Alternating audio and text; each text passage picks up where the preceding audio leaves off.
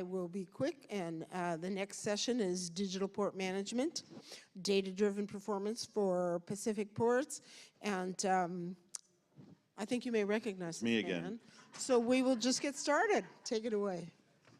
Thank you. Yeah, so this session, is really, well, I guess, all these are all connected, as you guys can probably start to tell, right? So we talked about cybersecurity in the previous panel, but we really didn't talk about cybersecurity in the last panel. But you understand where I'm going with this.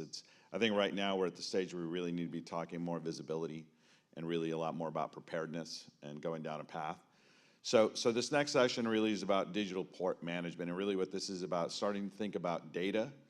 And so as Eddie said, start thinking about the data that you have, what it means, how you protect it. This one's really more about how are we going to start thinking about using it. So we got two panelists today. One of them is, I'll start with David Yao.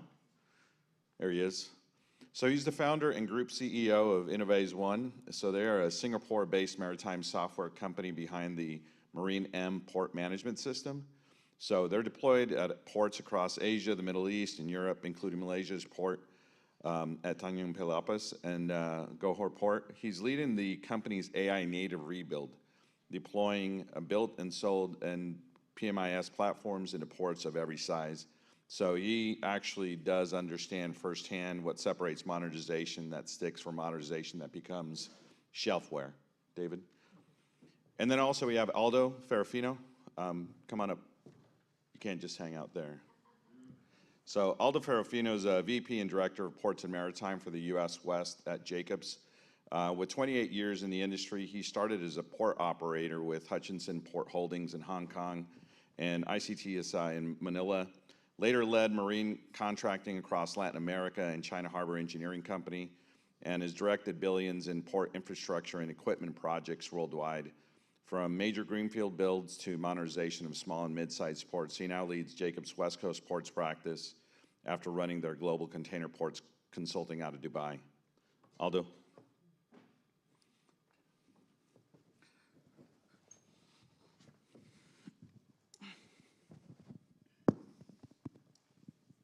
Okay. So yesterday we had a pretty lengthy conversation. I don't know that we're going to do a redo of it, but I think we agreed on a lot of things, and I think to kind of start this conversation, we thought it was good to just start to kind of anchor the room a little bit, anchor what we're talking about, that what we're wanting to cover when we talk about this subject around data and digital infrastructure, the use of digital inside of ports, is not to necessarily talk about aspirational goals, but reality.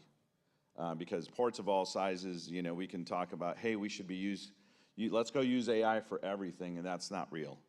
So we need to be thinking a little bit more specifically, but I guess let me start a question real quick. So when we say ports need to work smarter, not just be bigger, what does that actually mean for Pacific ports with different sizes, budgets, and cargo profiles?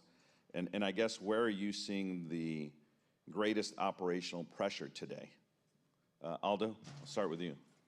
All right. I think talking about the Pacific ports, but overall, just taking a step back into small and mid-sized ports, right? Yeah. I just take that into context a little bit more. Working smarter, I think, in what I've seen is more in understanding your assets, right? And having that visibility of your assets, and having that visibility allows you to understand not only the characteristics of the maintenance of the asset, but also the operation. And that understanding gives you the capability of gathering the data, right? Data is everywhere all the time. Everything you have in a port or in a facility is generating data, right? Even the fuel gauge, analog, is data. So that is very important, I think, and fundamental to understand your asset. I think that's where I start in this context. David, your thoughts? Yeah. So I think there are two parts to that. One is obviously, what Aldo is saying about understanding assets, but also, on top of that, I think also looking at from perspective of what sort of data are you collecting, right? And it's really two levels there. One is at the organization level, at the port levels, you have specific goals, you have specific targets and performance metrics. So you'll be wanting to collect data from your operations from that perspective, from your assets. And then at the second layer would be really about standard data collection. So essentially it's the data standardization and how that helps ports communicate between themselves, but particularly if a vessel is coming from one port to the next port, how do you do data exchange? But in order to do that, you need to standardize your data. And that drives, all that data drives what happens at the port itself, the data that you're collecting through assets. So that's really important. They're all linked. Right, actually. right. Yeah, I once came across, I guess it was an analogy that said that data is like a buffet line, So there's a lot of it.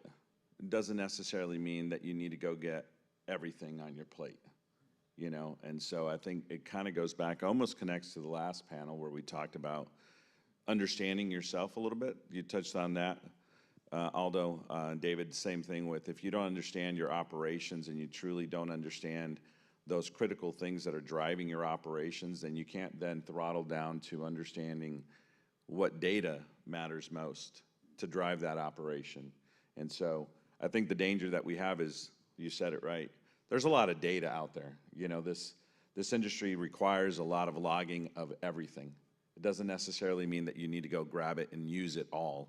It means, like, let's be more discerning, around how you're going to actually use it and for what purposes. So when you start thinking about how do we start to get data and start thinking about making better decisions from that data. So like like we said, most ports are already generating a lot of data, vessel movements, berth utilization, et cetera. But what do you think is underused? Like the data that is normally collected, what do you think most ports are underusing that could make their daily decision-making a little bit better?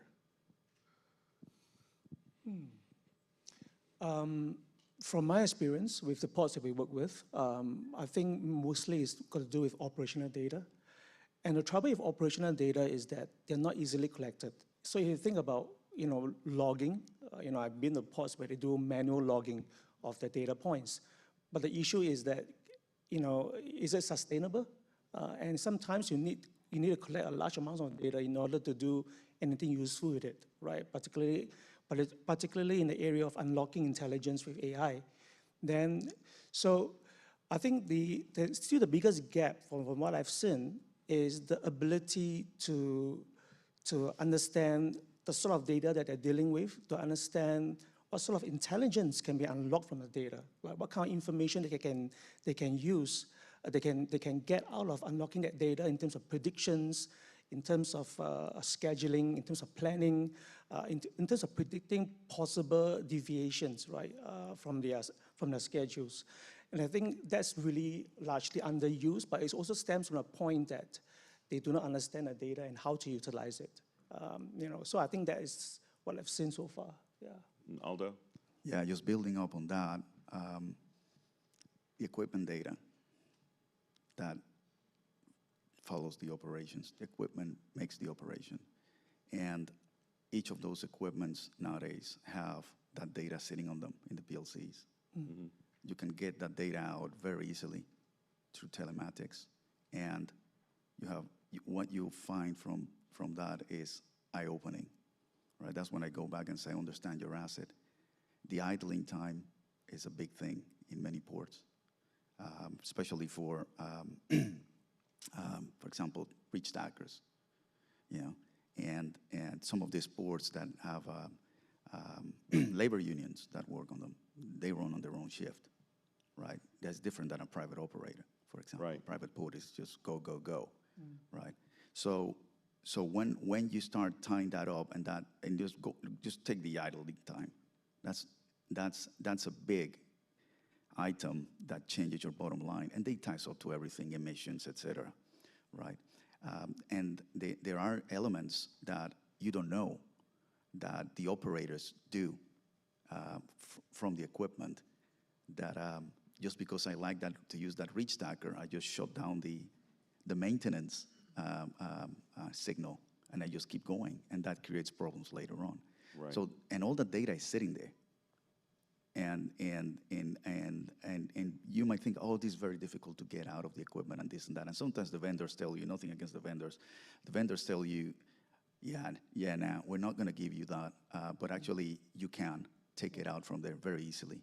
Gotcha. Yeah. So, and nothing to do with warranty, nothing to do with any of that. Right, right. And I think it goes back to what we said earlier, and I think it's real, is every port operates different, right? Every port has different partners, different vendors, different conditions, constraints, et cetera. And if you don't understand that starting point, then it's really hard to understand, you know, what data you do have access or how to use that. And I think to me, as you know, this is what I do is more working with organizations, is I usually start to hear, okay, well, how do I start aligning myself to industry best practices? You know, I always get can you benchmark me? You know, I'd like to get benchmarked against the industry so that I know where I sit. I quite frankly think that's a danger because especially when you get out here where now, you know, the ports in the Pacific, I think, are outliers. They're all outliers, whether they're on this side of the spectrum or this side of the spectrum.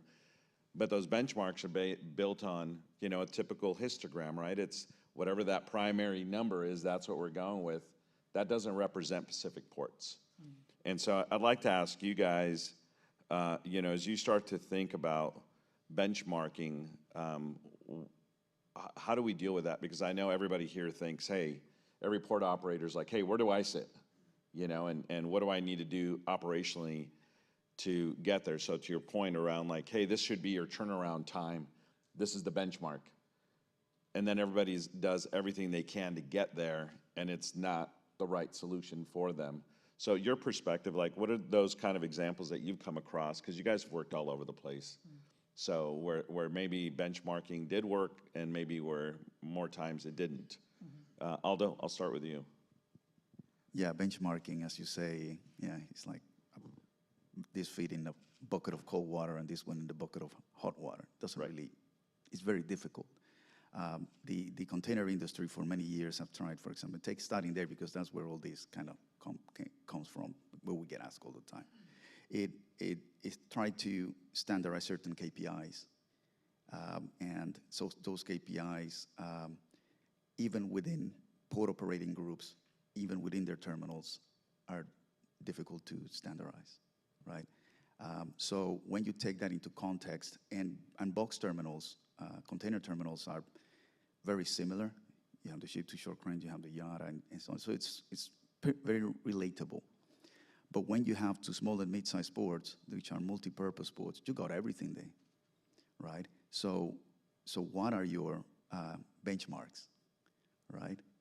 How do you benchmark a multi-purpose port or, you know, cargo port? Then you have to take certain parameters that affect your operation directly and your business, right?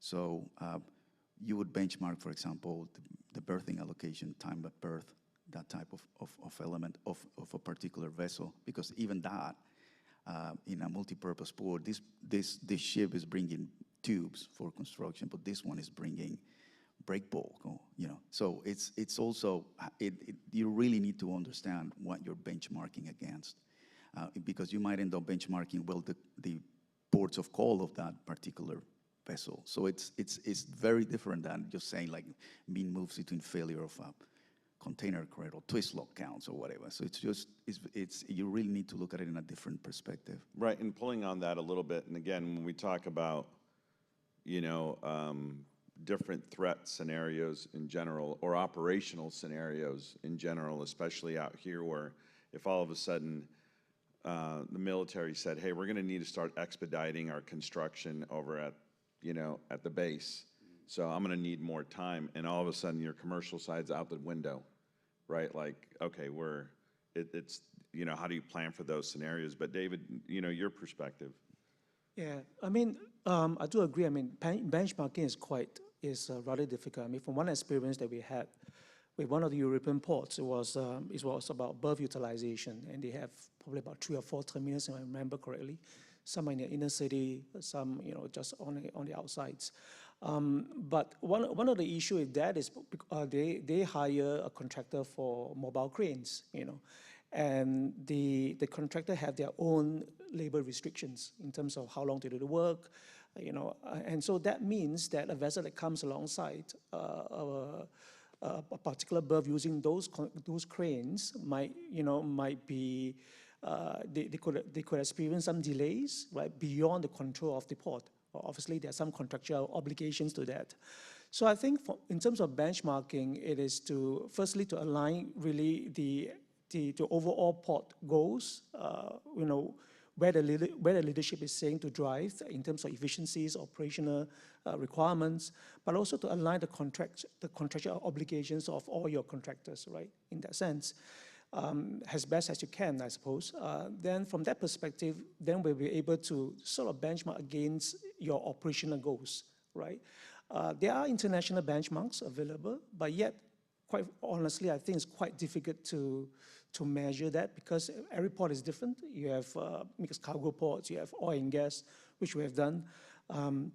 So to have such benchmarks, in different cultures, in different labor restrictions, is quite a tall order, if I must say. But I think it's more important to really understand really operationally what you are after, what kind of goals you are after, and to be able to ingest the data ultimately in order to create those analysis for your benchmarks, right? Right. So I think that's one critical element. Right. So what I'm pulling from what you're saying is very similar to we always talk about. Don't focus on the number, focus on the framework. So if ultimately we say, hey, here's how we're going to prioritize different benchmarks, like, okay, that's as far as you need to go. Like, I agree with that.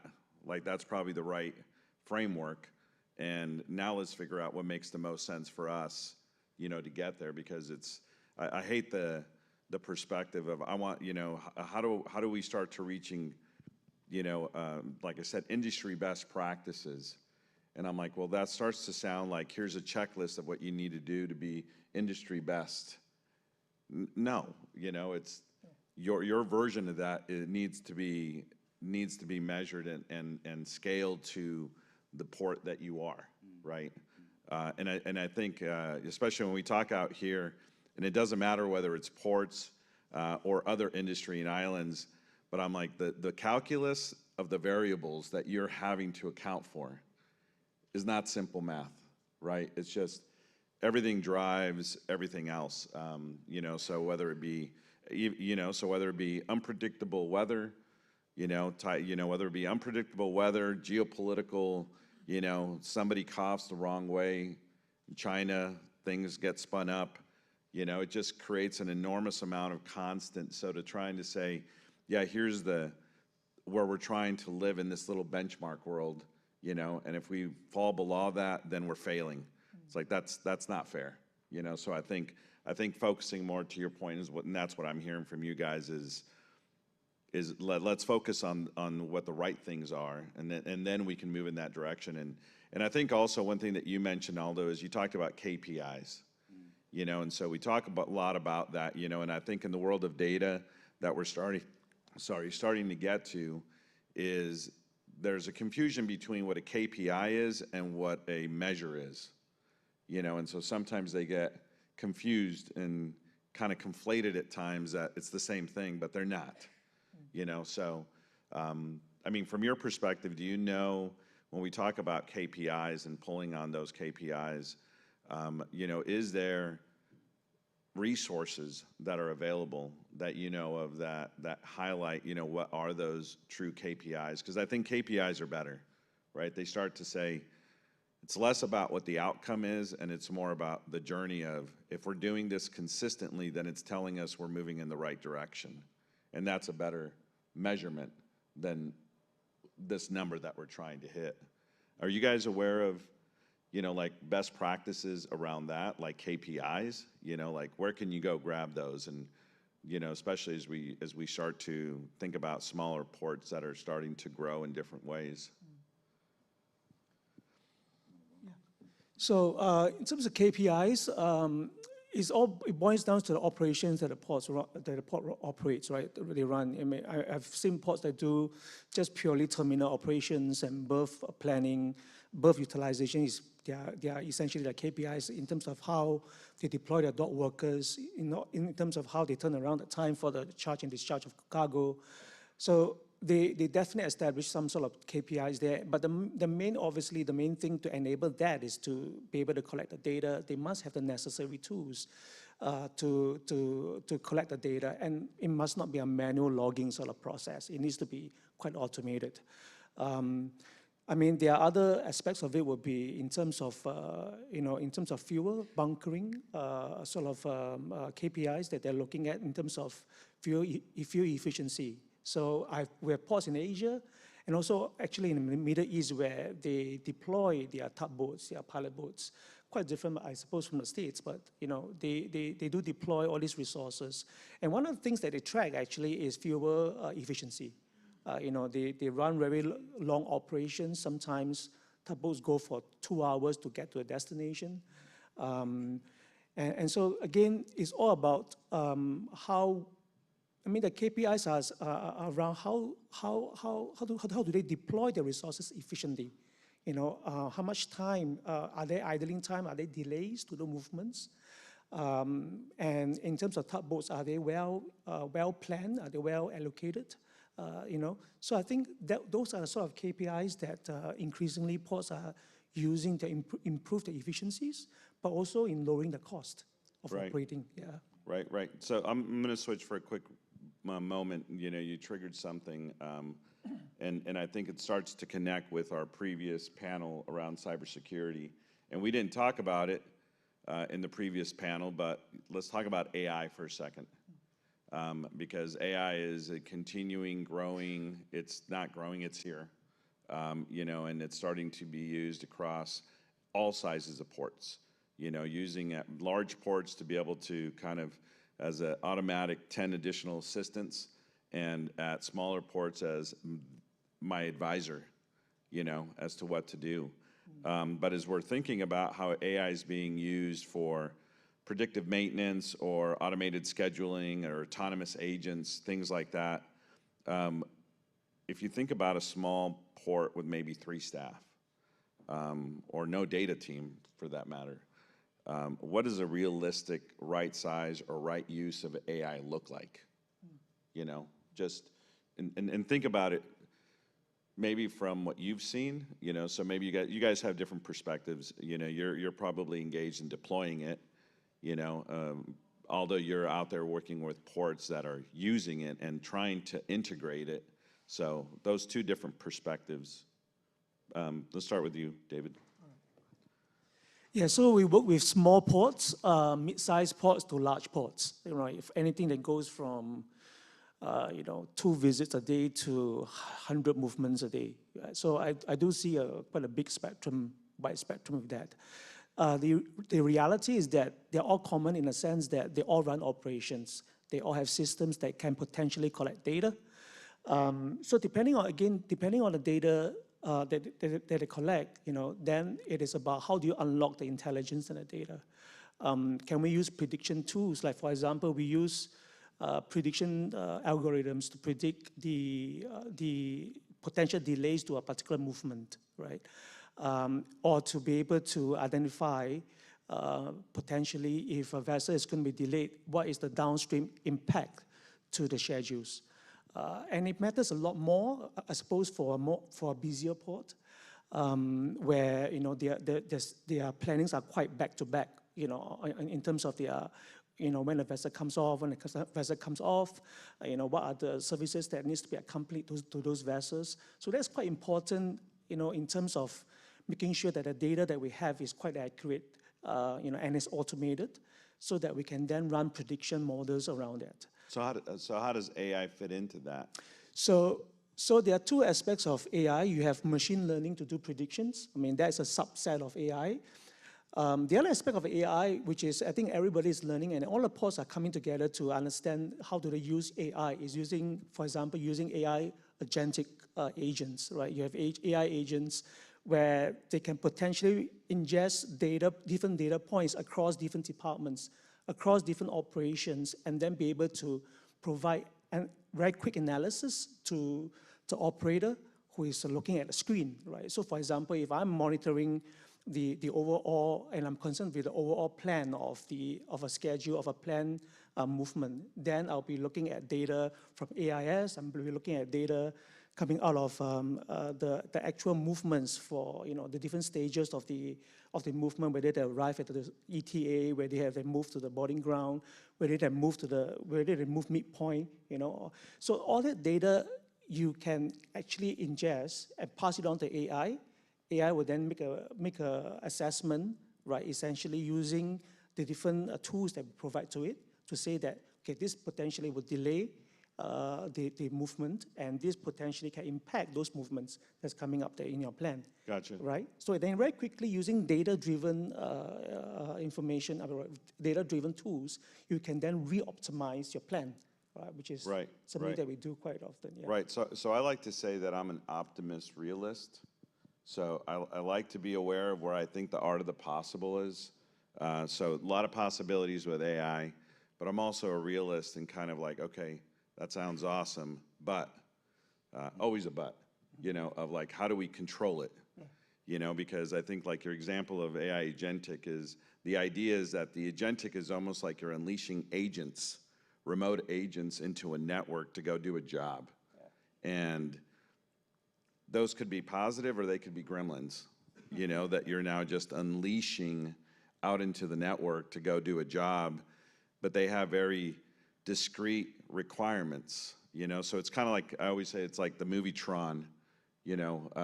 Like, to me, that's this world, right? Of where you're unleashing agents, and if you don't create flexibility or you don't corral them, then you just set up a parameter that says my directive is to kill anything that threatens me.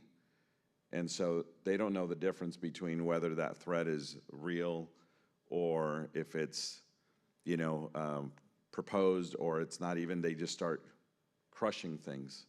And so it really is something that, in my mind, that's the connection I wanted to make between the cyber side. And it goes back to that visibility, right? Of like, we can use AI to go do a lot of things, but you need to understand the data side first so that you can corral and make sure that you're creating the cages for those gremlins, now good agents, to go do what they need to do. But if you don't do that, it just, they run rampant. So Aldo, from your perspective, you know, what are you seeing at ports that you're touching? You know, have they started to talk about AI? Are they using AI? Yeah, the talk of AI in ports have been going around for a while.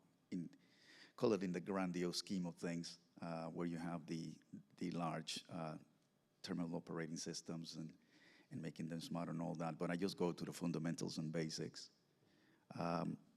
Especially in the United States, most of the ports are small and mid-sized ports. Most of the data is in paper or in Excel sheets somewhere, right? So taking advantage of, because everything that David has mentioned follows a foundation of data that is already existing, of processes that are already existing, right? But where do you start when I have a bunch of paper, you know, and I do my work orders in the yard with a guy in a, you know, in a piece of paper and so on. So I'm just going to the basics, right? And is using those AI engines, for example, Claude is one example of that, to start, you can start feeding that information from the paper and start building that database. And then while you're doing that, you can start gathering the data more formally, even in Excel, in a more systematic manner. So you create a process that follows your business processes, right? And then that data that you already had before starts to train the model. Because some of that data, once you start running it, you will see the patterns. And this is not complicated stuff, right? And because all those models need to be trained. They just turn on the thing and it knows everything, right? So is that that is something that small and mid-sized ports can do, and some are starting to do. Right. Right? And aligning that prediction to then your business processes of your port. To that point, I mean, how many ports do you think have actually gone through the process? I mean, I work with large government entities, and I see the damage that happens when you retrofit an organization over years, right? So if you know me, you will know I have an analogy that say we are the Flintstones servicing the Jetsons. That tells you a couple of things about my age, but it highlights that modernization is constantly outpacing the ability of Flintstones to keep up with it. You know, and at a certain point you have Fred Flintstone barefoot rolling up to take care of a floating car. What could go wrong? You know, so nothing, right? And so I think that that's where I kind of look at technology, and I think something that you said reminded me of, you know, sometimes people think technology is what we think technology is, right? This thing, right? But technology is just a process, right? Technology is the process, and I guess it really becomes that, do we understand our processes? And what I usually, you know, I spend a lot of time helping clients literally map out their processes because they haven't done them, you know? So now it's been leaderships that's inherited, you know, a port, a business, and wherever they started 50 years ago, that process is still the same, you know, but now it's just been kind of, technology is kind of like, hey, we put this so that it could execute the process easier, but nobody's ever gone back to the process and said, well, all our variables changed and we're still doing the same thing. Should we be looking at that process and figuring out, do we need to re-engineer it first? And then we can unleash, you know, technology, you know, like the AI, you know, the more advanced technology. Let's talk a little bit about just kind of, I guess, to that point around like digital modernization. You know, so again, you know, we mentioned earlier in the last session around, you know, Pacific Ports especially kind of carry that triple load, again, of like delivering commercial, delivering to the community, at times delivering to the military. You know, so there's a lot going on here. And those two missions, you know, often kind of run again they're at the same berth. You know, they're the same crane, they're the same system.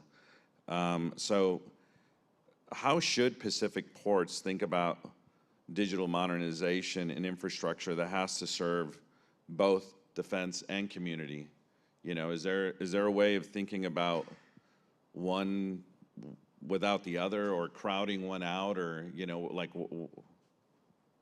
go ahead, Aldo. Yeah, it's an interesting question. I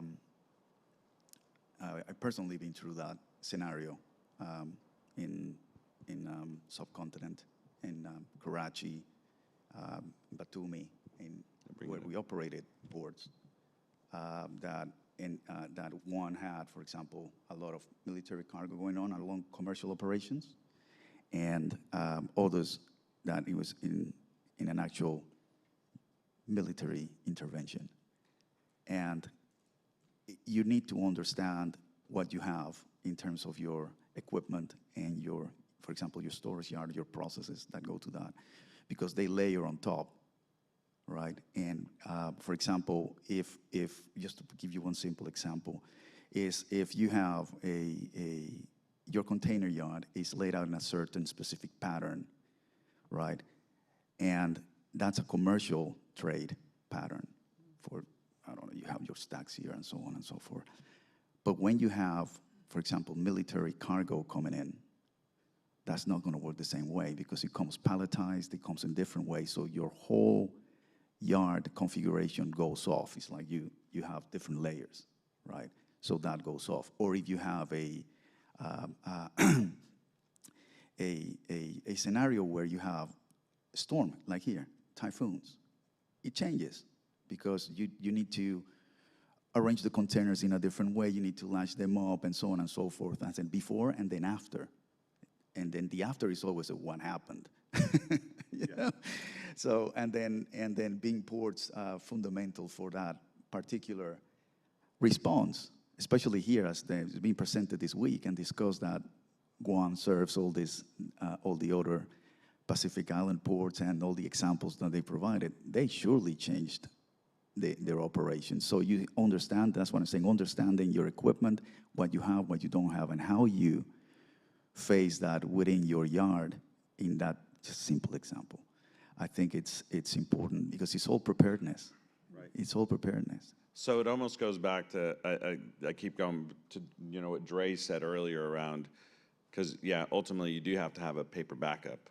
Of course. But I think in the best case, if you do have that technology, is you have those different scenarios planned out, right? With this is scenario A, or like we said earlier, right? It's a combination of a typhoon with military increased action plus this, this. Okay, here's what we're gonna need to do, and that you can deploy that intelligence quickly out to the port so that everybody gets informed and everybody knows how to respond quickly. But I think it goes back to what we said earlier of just being aware.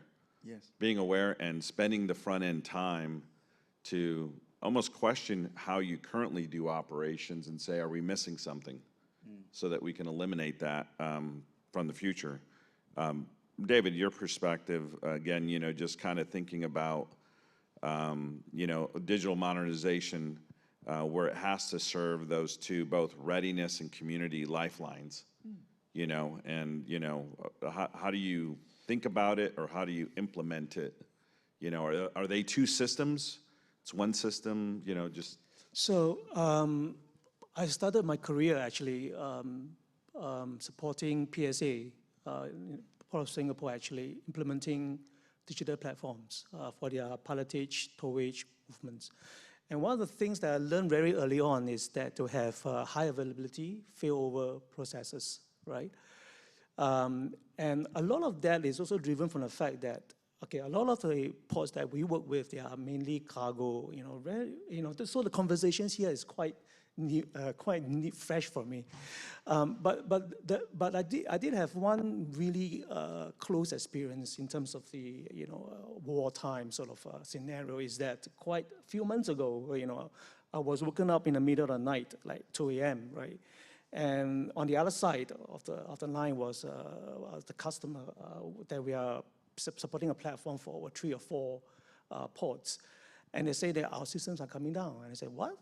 How could the systems be coming down? We are quite confident with the platform. And then lo and behold, after 1 or 2 hours of investigation, we realized that drones were taking down our data centers. Oh, wow.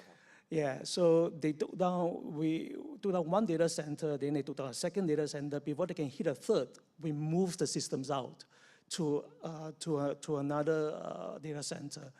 But the importance of this experience, right, is because, I'm talking about someone in the Middle East, right? So it happens just a few months ago, Iranian drones were taking down the systems.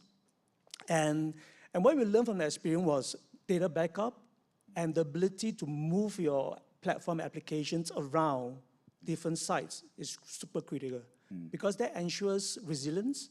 So we were able to, there were just 1-2 hours of disruptions, and immediately the full systems were up within that 2 hours.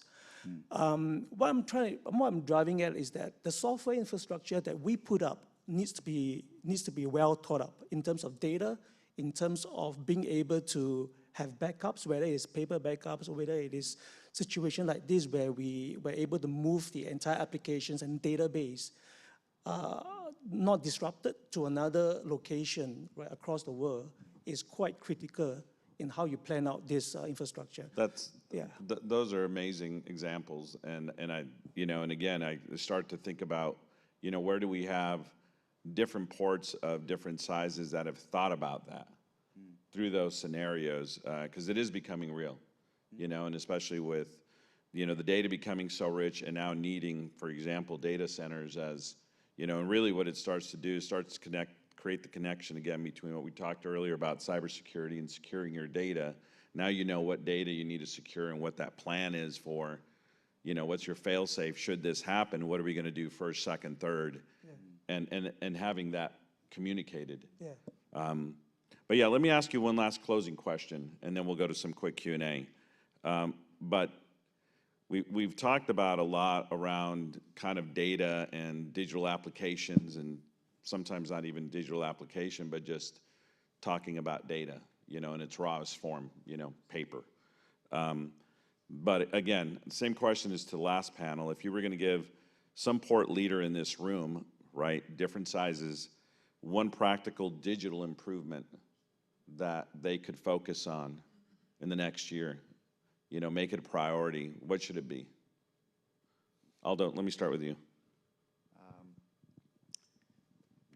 I think you start gathering the information you have, the data you have, start filtering it, right? And aligning it with whichever processes you have. You can map your processes and the data very, very easily, right?